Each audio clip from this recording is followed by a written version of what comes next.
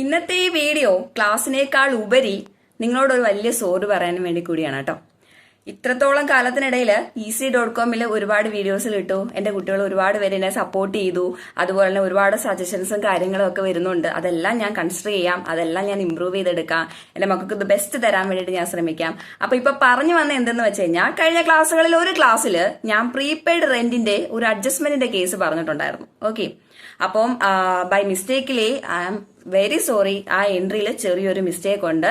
അപ്പൊ എൻട്രി വരുന്നത് മക്കളെ ശ്രദ്ധിച്ചോ, ഒരു എക്സ്പെൻസ് നമ്മൾ മുൻകൂട്ടി പേ ചെയ്യുകയാണെങ്കിൽ,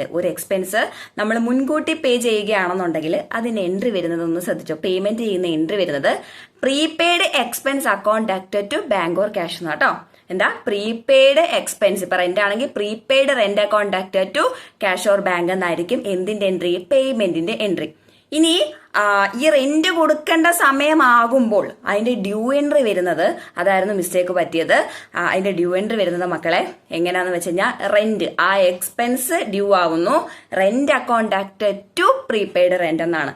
അപ്പോൾ ഈ വീഡിയോ കണ്ട് എത്ര പേരുണ്ടോ അത്രയും പേരിലേക്കും എനിക്ക് ഈ ഒരു മിസ്റ്റേക്ക് തിരുത്തി കൊടുക്കണമെന്ന് ആഗ്രഹമുണ്ട്. സോ മാക്സിമം നിങ്ങൾ ഇതൊന്ന് ഷെയർ ചെയ്യുക. ഇനി ഒരിക്കലും ഇത് ലാസ്റ്റ് ആൻഡ് ഫൈനൽ easy.comലെ ഒരു മിസ്റ്റേക്ക് ആയിരിക്കും.